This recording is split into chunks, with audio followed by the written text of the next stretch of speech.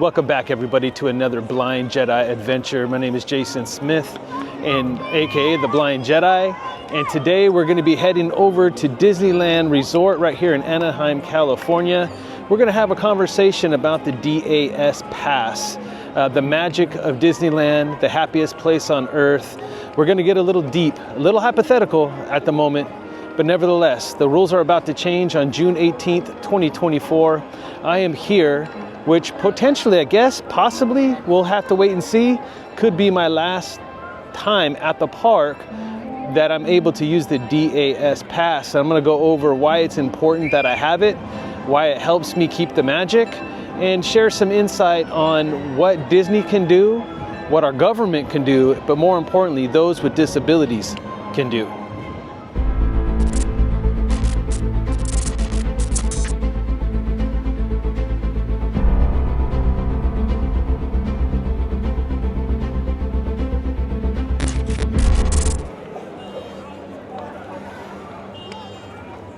Just like that, we are in Disneyland. I had to wait till exactly 11 o'clock to enter the park. Now I'm heading down to the tunnel into Main Street. And this is where it all starts.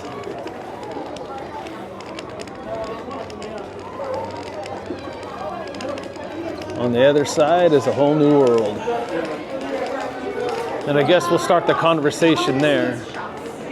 As somebody with low vision, I rely on my imagination a lot as it pertains to primarily the dark rides, the more themed rides. I use the camera to videotape, and then in edit, I look for different things, new things that I maybe didn't pick up the last time I rode it.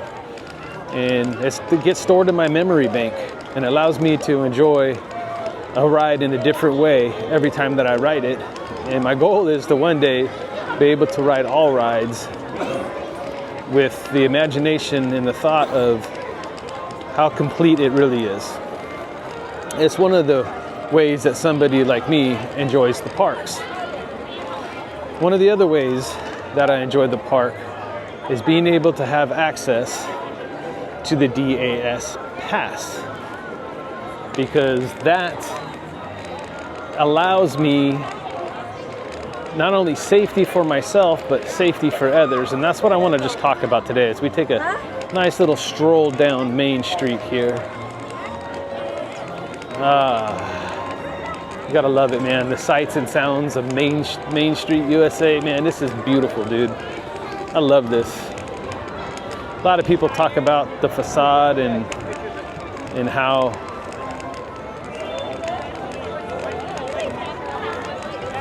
you could find it in parts of America. I don't get caught up in the architecture. I don't see it as well. I just love the immersiveness of it, the old school feel of it. Being back in the time of yesterday, a simpler time, right? So awesome. By entering down Main Street and walking down Main Street, it's very symbolic to what Walt wanted, right?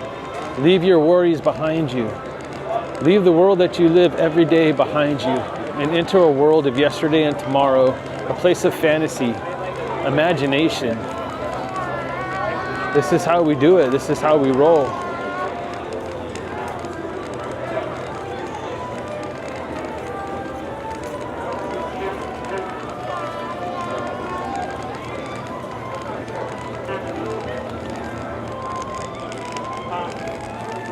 One guy that we always see here.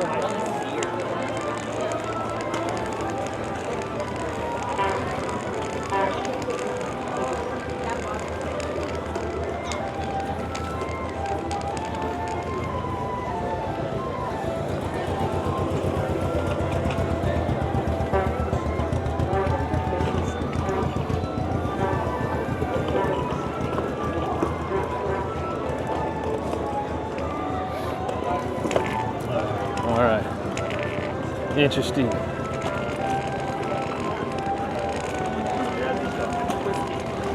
See, right now, walking down Main Street, it's not so busy. Certain times of the day, it gets so packed, it takes me a lot longer to get down. because I have to be more mindful. In fact, I would not be able to walk and vlog if it was busy, and I could already know, and I can already tell that once I start entering the lands, it's going to be that way. So I just have to be very mindful of my surroundings and know when to walk with the camera and when not to. Primarily, you'll see me stop and have a conversation elsewhere, like we're about to do here in just a second.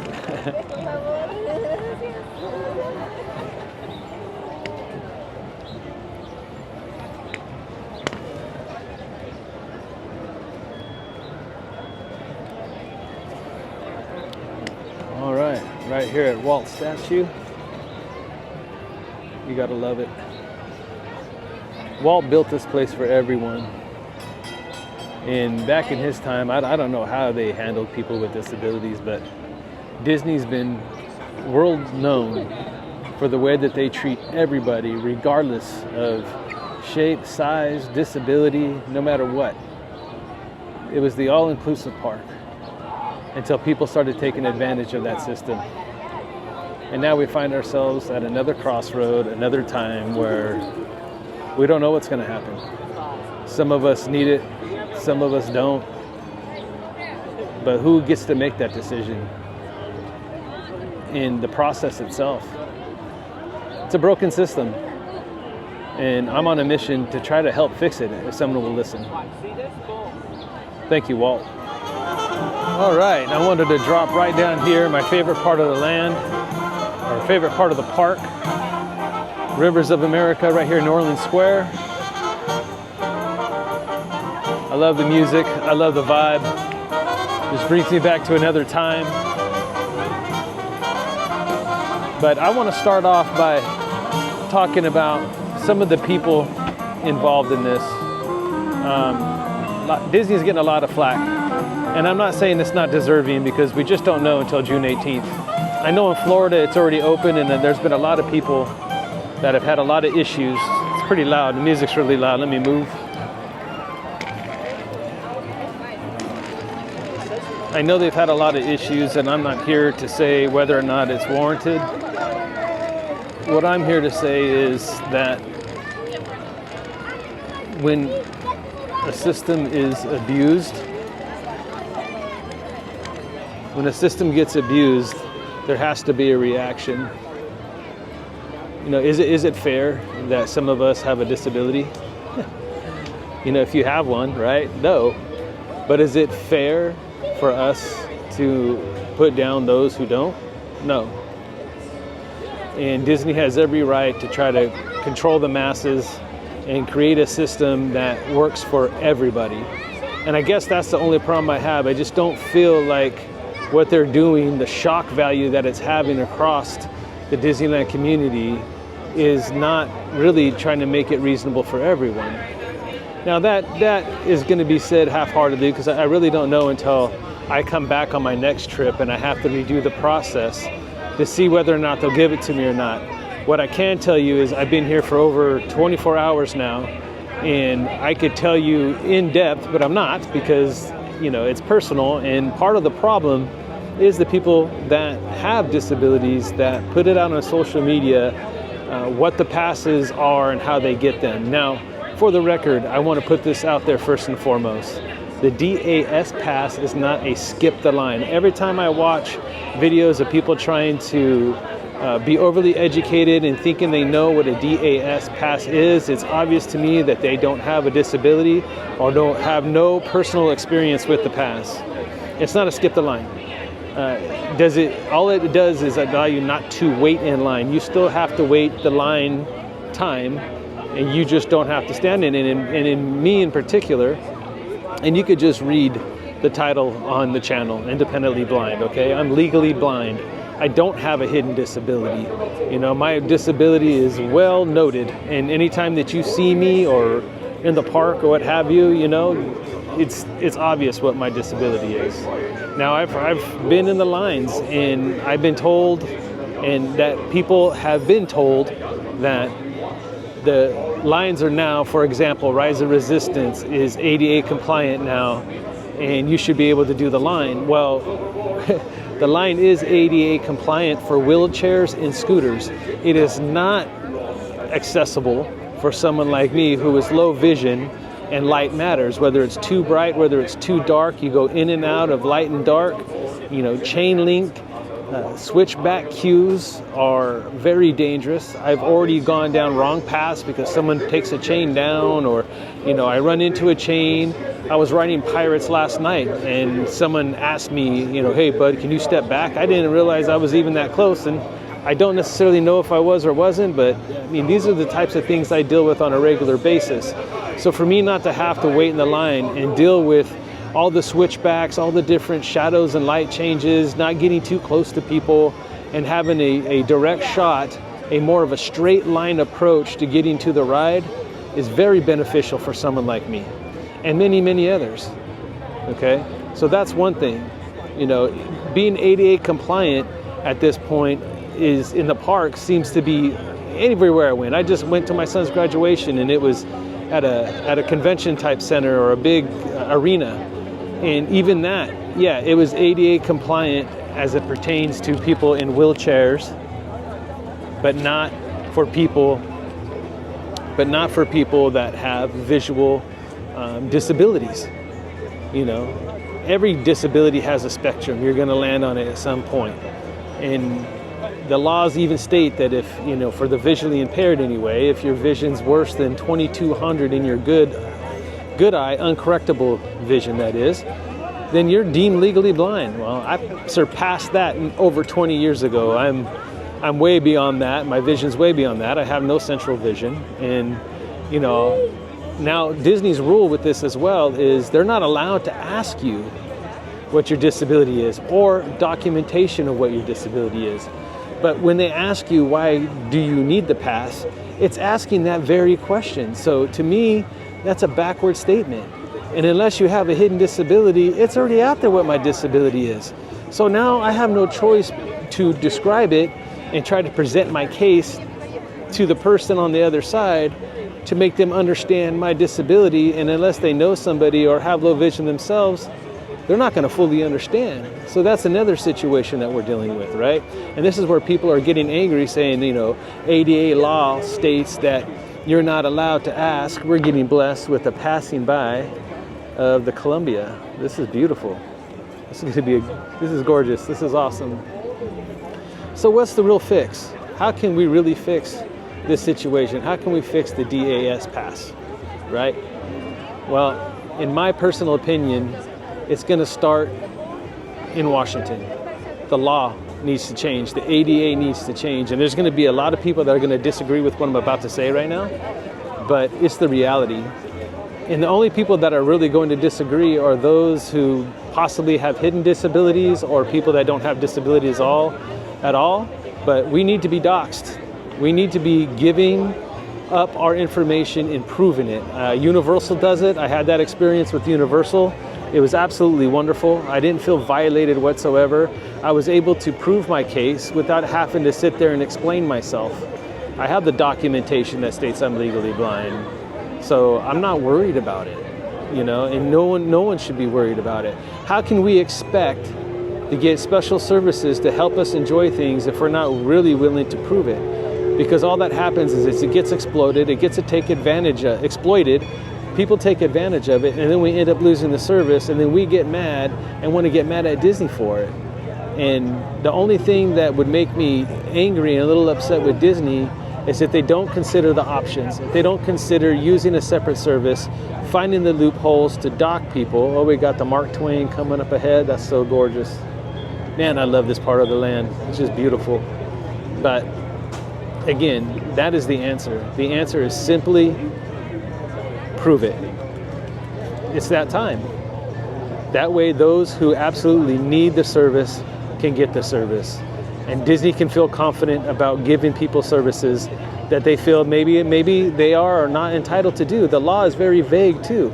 And I've been noticing this as it pertains to my specific disability, which is blindness, that there's no straight law as it pertains to theme parks anyway, outside of the lanes and rides being accessible. Yeah, of course, technically I can get on every ride. I'm mobile. I can stand. My legs work. My arms work.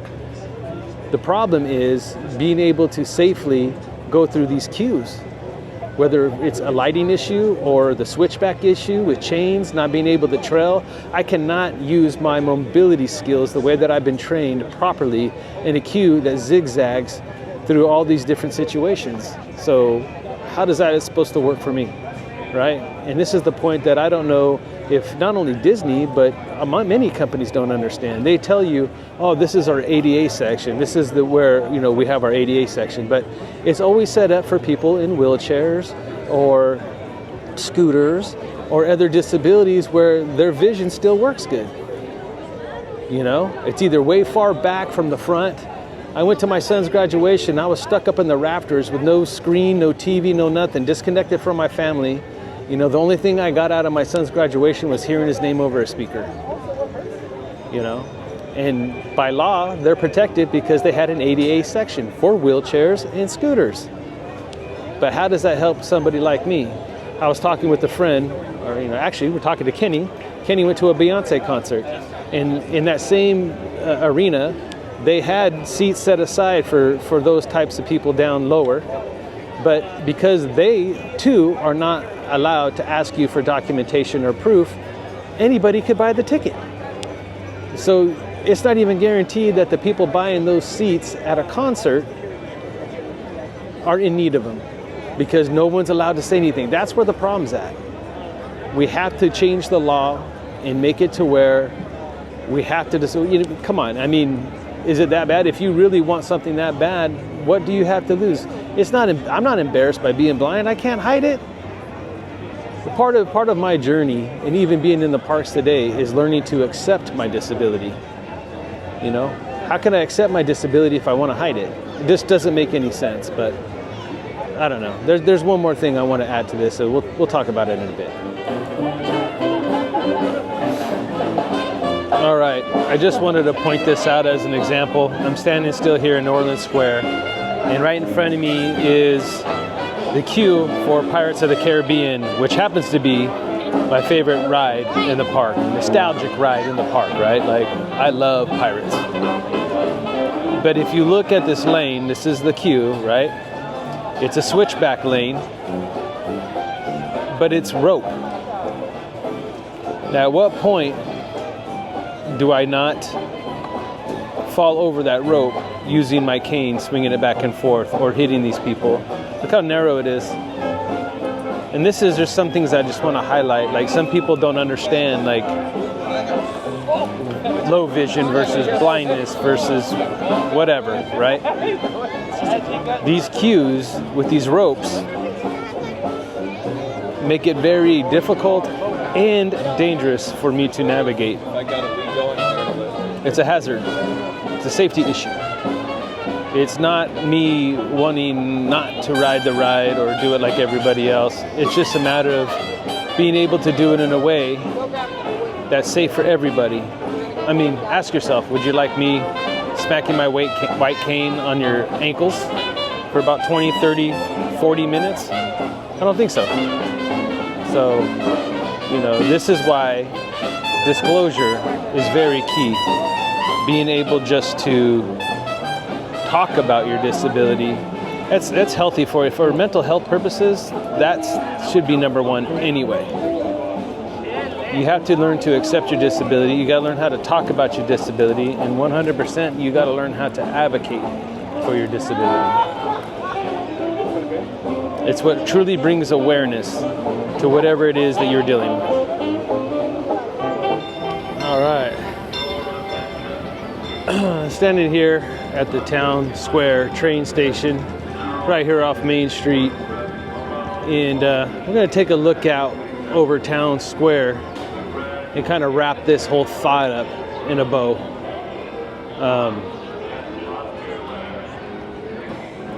There's a lot to be said, and I hope this video is not offensive to anybody.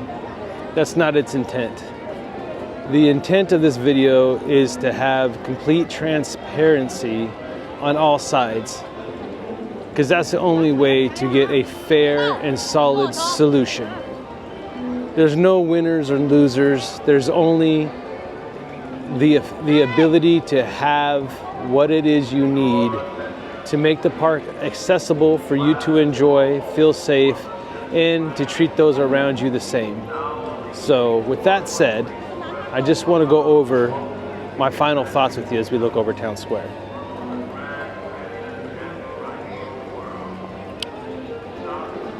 First things first, and I think this is the most important because this is what we have the most control over. If you're someone out there that has a disability, regardless if it's visible or non-visible disability, work on doing your best to make yourself happy. And the best way that I found to do that for myself is just to accept my disability for what it is. And that tended to open a lot of doors for me when I did. And once you're able to accept your disability and not be ashamed of it, so to speak, then you have no problem being transparent with anybody of not only your disability, but your needs as well. Not afraid to ask for help, not afraid to ask for solutions. It truly does start with us. Now, with that said, the ADA was a law that was created to protect those with disabilities. And although it served a great purpose, there is some flaws with it. Number one being, like we just talked about, transparency. No company has the ability to ensure that their services that they offer are being used in the proper way. Not being taken advantage of, not being exploited, not having people rent themselves out to take advantage of systems. That's not how the Americans with Disability Act is supposed to work. It is supposed to be there to protect those who need it, to have accessibility to all things in life for equality. So with that said, my hopes is that Disney, along with the disability community, listen to them, Disney. All right, open your ear, hear them out, find a few that are willing to talk with you, work with you, share some more inside knowledge of certain situations that they deal with that pertains to your parks, and whether or not there's changes that you can make to the rides, the stores, the park layout, whatever it may be, if you don't want to have a DAS pass for everyone, or hear those people out to understand what their needs are so you can be okay giving them the DAS pass. Now, with that said, the best way that this could work, in my opinion, is for Disney and the disability community to work hand in hand on taking it to our senators, our congressmen, and change the law and make the law to where it is okay for theme parks or other venues like this, whether it be concert halls or theaters and what have you, to be able to disclose our disabilities so that it's a more better understanding of what the needs are. Every disability has an organization out there that works with that particular community. I personally work for a blind center myself. I manage a call center. I also run a mentoring program where I help kids with all disabilities, but obviously my specialty will be in legal blindness. And there's plenty of us that understand the needs of the community. So with that being said, work with people like that, work with organizations so you could have a better understanding for some of the ones that are pretty front and center and clear. Devise a system that works for you, that works under the law, that lets them be able to prove it to you from doctor documentation. That way there is no more scamming, no more abuse of the system. That way people that need the system can use the system and therefore doesn't fall back on you. So I challenge our government. I challenge, in this particular case, the state of California to change the law for the ADA, so we have to disclose it. Now, I know a lot of people are going to be upset with that statement because they feel HIPAA violations and what have you, but if you have a disability and you want the services, you would have no problem disclosing it. I've been in line so many times right over there at City Hall, hearing people in line talk about they don't care, they have the paperwork with them, they will prove their disability, and Disney has to turn them away and just basically say, I can't ask for that, you do not have to show us proof. Well, if without any proof, then Disney is forced to use their own people to make decisions they're not trained or capable of making. And if they make the wrong one, that's a lawsuit in itself. I mean, I explained to you in this video that within the first evening of being here, I felt threatened by a gentleman who said I was standing too close to his family. I don't know if I was. I couldn't tell if I was or wasn't. I was very apologetic, but it was just the way that he approached me. His family even mentioned to him, "Oh, okay, he's blind, the guy, you know, calm down." And he mumbled something, I don't know what it was. So there's tons of safety issues as it pertains to blindness. And I just hope that we take that into consideration. Also, these switchback queues with ropes and chains and kids playing on them and swinging on them and undoing them, and I could get lost and confused in a queue very, very easily. And that's just with the switchback chain portion of it. We're not even talking about as you go in and out of some of these indoor queues where you coming from the bright light into the darkness. I pretty much lose all my sight at that point. And I do like to come to the parks by myself. And when I do come with my family, I don't want I don't want my disability to be the focal point of my family's vacation. So, you know, I hope this message reaches everybody. And to those who are offended and say, you know, the law states and we do not have to disclose our disability or approve it or have documentation that's against the law. Well, not every law was made perfect. Many laws are retracted, duplicated, changed all the time. And this is one of those situations where I feel like it's time. You know, if we need these services and these services are being abused and now we're being threatened to lose some of these services, the time is now to change the law, to let everybody know. And it's a part about advocacy. On this channel, I aim to educate, advocate, motivate, and inspire anybody that has something going on in their life, primarily a disability, be able to accept it, talk about it, advocate for themselves, bring awareness to your situation, help places like Disney understand what it's like to live with that particular disability and the things that they could do to help. I can't believe how many times already in less than 24 hours that cast members here at Disneyland have approached me without even me saying a word and giving me a hand and offering their help and assistance. Disney is not out to cause a problem. Disney's out to stop one. So instead of being part of the problem, let's be part of the solution. All right, I hope this video finds everybody well. I hope my message is clear, okay? And for those who don't understand, DAS is not a skip the line pass. There's no real benefit with the exception of maybe not having to stand in those switchback lanes. But some of us, it's a safety issue, not only for myself, but for you as well. And always seek happiness. Use your imagination. Find your happy place. This is mine, and I want to protect it. Until next time, stay one with the Force, and the Force will be with you always.